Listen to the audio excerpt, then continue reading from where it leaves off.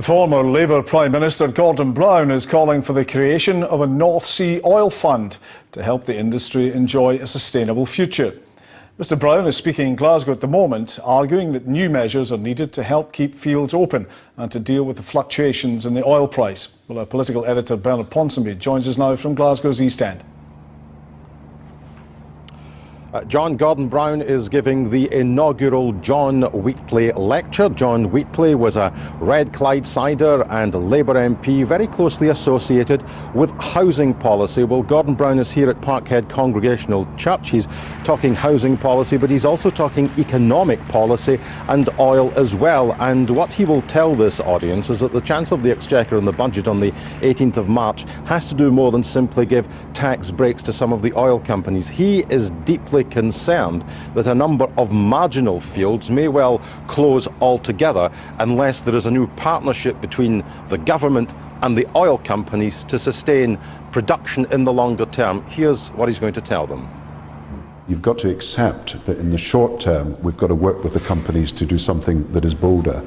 If we lent them money through a reserve, if we went into a purchase agreement that we would advance purchase some of the oil, or if we said to them, we will invest to prevent this field having to be abandoned, and we will help you maintain your drilling equipment or your production platform at this stage, then that's the way forward.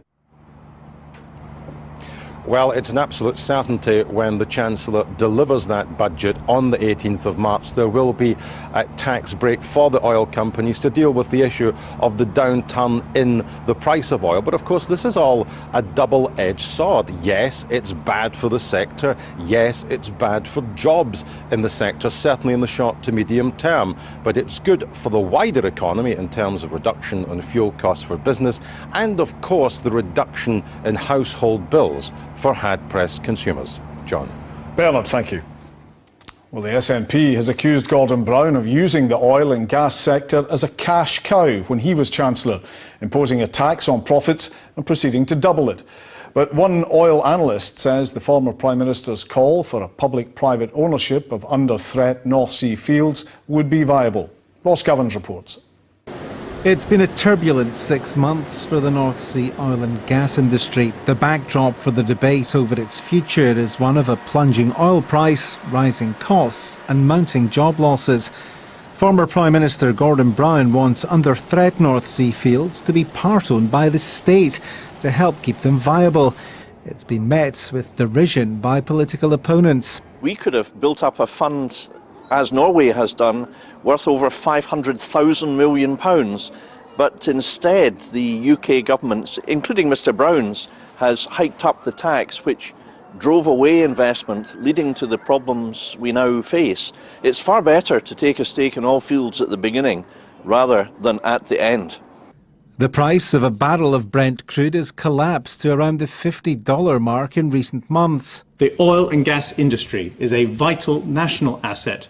The Chancellor is under pressure to cut taxes for the sector in the budget later this month. But business leaders say it will not cure the industry's problems overnight. We've been discussing for some time that the industry needs to look at its taxation, its costs, collaboration and how the industry is structured. This is widening the debate now beyond tax, which is useful. Gordon Brown says an oil reserve fund would help to maintain and upgrade ageing infrastructure. One leading academic says the public-private ownership of fields isn't unusual elsewhere. For example, in Norway, we've got very large public investment through two large state-owned oil companies. In the case of the UK, of course, for quite some time it's been a bit unusual, but we do have very unusual circumstances now. As companies prepare for a prolonged period of low oil prices, the industry is facing up to the prospect of shutting down some fields prematurely. Ross Govans, STV News.